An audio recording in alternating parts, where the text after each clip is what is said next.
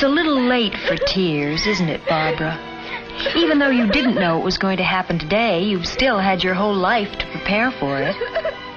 Of course, you've gotten into the habit of not being prepared. And now it's a little late, isn't it?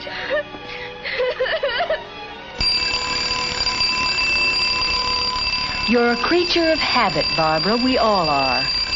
Unfortunately, not all of your habits are good ones. This was how your day started. Started wrong.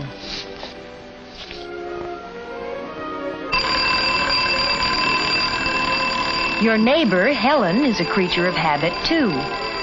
But she got up when the alarm went off. Because, Barbara, that's what she really had in mind when she said it.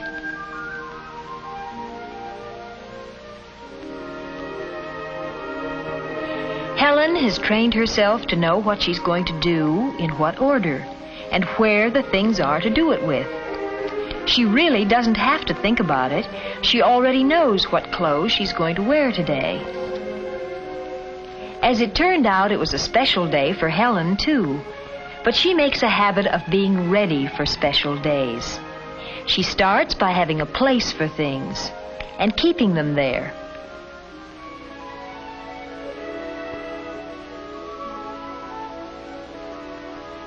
She uses taste in selecting her clothes. But more than that, she keeps them clean and mended. And she's able to match the right skirt with the right sweater.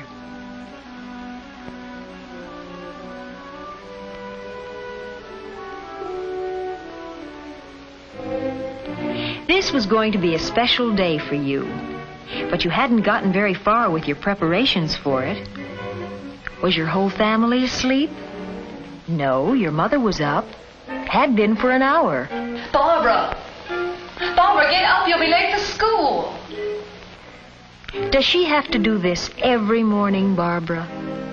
Barbara, do you hear me? Pete's sake, I hear you. I'm up. You didn't seem at all appreciative. Even if you're not really well-mannered, you could make a habit of being civil. And you weren't really up when your mother called you. Little lies are such a firm foundation for big ones. You started your day with no plan at all. Looking for your hairbrush? Can't remember where you left it?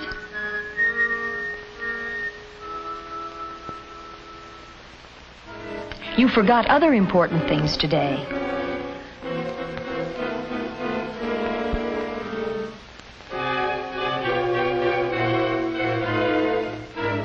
You meant to fix that collar, but you've gotten into the habit of putting things off. There are so many things you plan to do this coming Saturday or the one after that. Let's see. You found the algebra notebook you lost. The ski pants you meant to put away in the chest. The afghan you started to knit last summer. And, oh yes, the sweater you were looking for.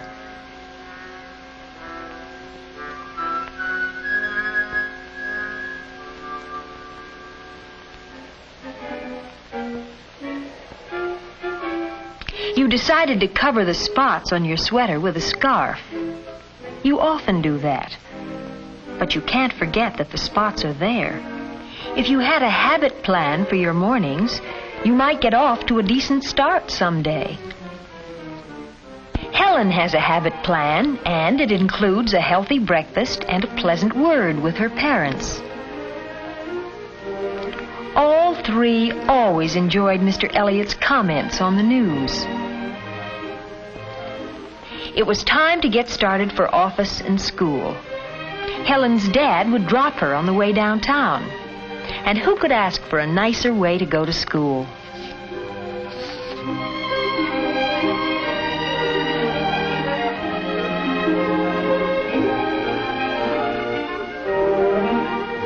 Your brother was ready, but your father couldn't wait for you. Or you could have driven to school with him. He used to enjoy that drive, too.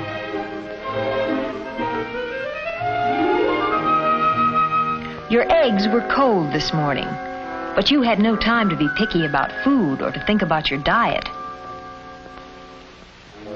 No time for milk or even to say good morning.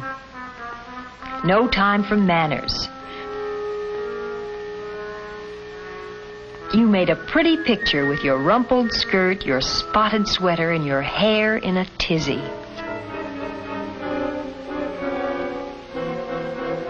As usual, all your neighbors knew how late it was when you went by at your regular dog trot. You were late for school this morning, but then you're almost always late, and you're guilty about it. More so because your lateness is habitual. You're in a rut with a bad habit, and the longer you stick with the habit, the deeper the rut gets. When you saw Helen, you suddenly felt envious. But more than that, you felt a distaste for your sloppy ways. And you knew you could do something about them if only... That wasn't a happy thought, was it? Or do you always drum with your fingers?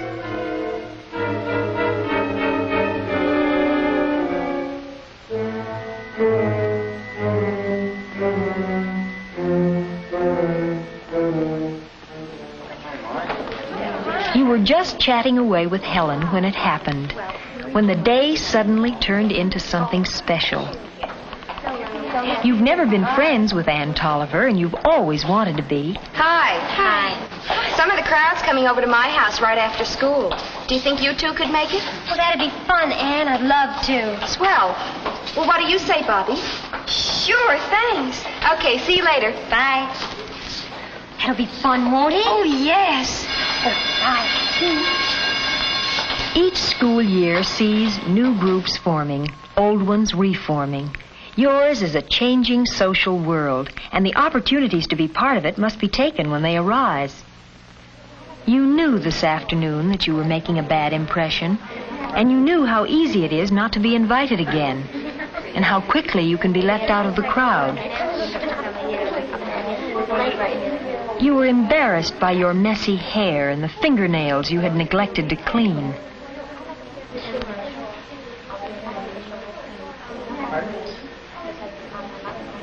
You worried about the spots on your sweater, Barbara. But what really showed up were your habits. You didn't find it very pleasant comparing yourself with the others. What? I said, what do you think? You weren't listening. You seldom do. It's a habit of yours. I guess I don't know much about it. They were talking about a popular book. All your friends were interested, but you never got into the habit of reading books. The whole problem was that Claudia wanted to be free to do all the things she'd never been allowed to do. Well, that was her whole reason for leaving her family. And then she married back to the same kind of life. Well, that's why I think the book's stupid. Why couldn't she have seen... No, you added nothing to that conversation. The trouble with me is getting started. I always have to force myself to do new things. I'm the same way. I didn't even want to go to my first concert because I thought it would be too long-haired. Oh, but the music is wonderful. I'm going to go to the whole series. My mother had to drag me to the museum. But they have a wonderful costume exhibit there. I got an idea for a new dress. Oh, what kind? You've never taken an interest in music or politics or art. We always go to the beach. Every year we take a cottage at Eston. You've only been once. There's wonderful swimming and lots of boys. It's quiet where we go. And there are tennis courts at the hotels, too, and dances every weekend. It sounds grand. And it's just a short way to the city. You couldn't help interrupting, could you? And you couldn't help stretching truth like a rubber band. We all like to talk about ourselves. But a soliloquy isn't a conversation. First, you didn't talk at all, and then you did all the talking. Conversation is a two-way street. But for you, it's either one way or a dead end. Goodbye. I hope you had a very nice Thank time. you. I did. Bye. See you tomorrow. Goodbye, Barbara. I hope you enjoyed yourself. Oh, thank you. Bye. In all society, at all ages, we know that people are going to talk about other people. Unfortunately, our faults are often more discussed than our good points. And sometimes our good points are completely hidden by our faults. But perhaps worst of all is our own disappointment in ourselves and the remarks we imagine our friends are making about us. Gee, I think dirty fingernails are horrible. Maybe she felt shy. A spotted sweater isn't shyness. And bad manners are still bad manners no matter what you call them. Now, in your own room, the memory of this day stands between you and your whole pattern of behavior. Where will you start? Your complexion? That starts with soap and water and goes on to regular meals and the right kind of food. Your hair? It's more than just a shampoo when you happen to think of it. Your clothes? Not just cleaned when your mother takes them away from you, but a system of cleaning. For all a pattern, a network of habits. Helen checks her clothes for cleaning when she takes them off. That's a habit of hers. This morning, Helen took her skirt from the front of the closet. Tonight, she hangs it in the back. That's a habit, too. One on the plus side. It gives clothes a chance to hang, rests the fabric. Tonight, Helen makes a plan for tomorrow. A what to wear, what to do, when to do it, designed for living. Helen has the habit of being ready for special days.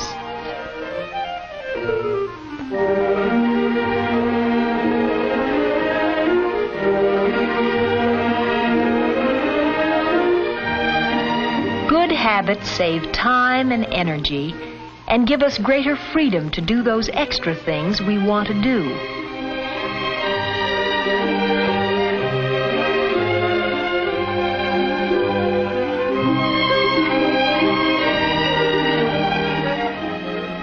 Yes, a good start.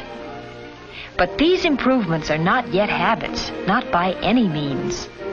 They must happen again and again until they fit into the fabric of the days without conscious thought.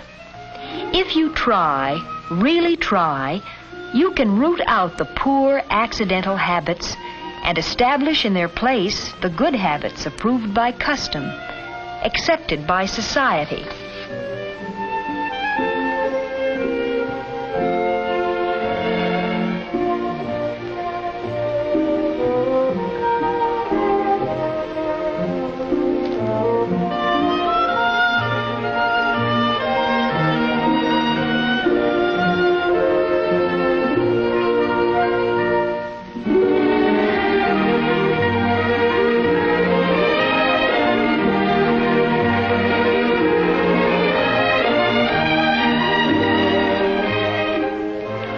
Across the street, Helen's light goes out.